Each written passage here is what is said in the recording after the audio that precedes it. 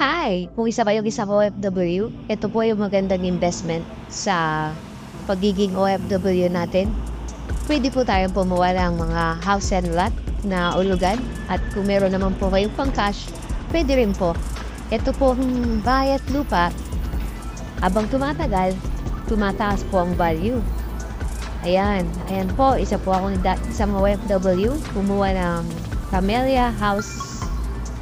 So, ayan mga lods, bili na kayo ng bahay at lupa.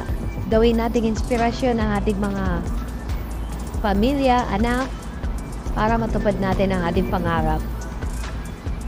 Halina't kumuha na kayo. Ayan na po ang kinuha naming Camellia House. Dito yan sa likod ng SM Baliwag. Kung mapapansin nyo mga lods, ayan, ang ganda. Pakyat ng ating panganay na si Calvin Lee. Calvin, dahan-dahan ka lang, baka malaglag ka. So yan mga lods, pakyat na tayo. Makikita nyo po yung dalawang room na makikita nyo. Gawin nyo po ang inspirasyon yung mga anak nyo para matupad nyo po yung inyong pangarap. Mga ka-OFW, huwag po tayo magpapa-scam. Marami pong mga scammer ngayon. Ako na-scam ng kalahating milyon. Ganun talaga ang buhay. So ayan mga lods, ayan no? Isang room na maliit.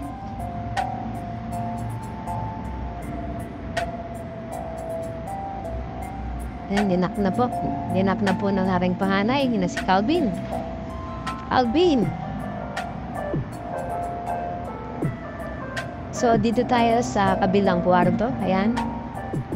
Ayan po yung laki ng kinuha namin.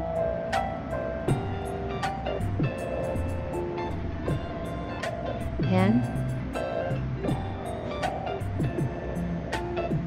At kung mapapansin nyo mga ka-OFW, yan po yung labas.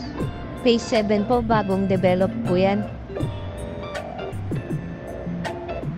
Yan, ganda po nung aking katabing bahay. Diba? Yan mga OFW, gawin niyo inspirasyon yung mga pamilya niyo para makakuha po kayo ng house and lot. Kahit mahirap ang buhay, kaya natin yan. Tiis-tiis lang. Pagdating naman ng panahon, may property tayo para sa mga anak natin.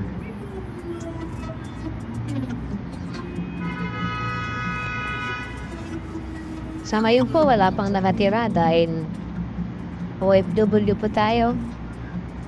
Paminsan-minsan lang umuwi. Pwede nyo rin pong upahan to. Kontakin nyo lang po ako sa aking Facebook page, Eugene Salvador. Goodbye. Maraming salamat. Medyo marumi po yung bahay. Thank you.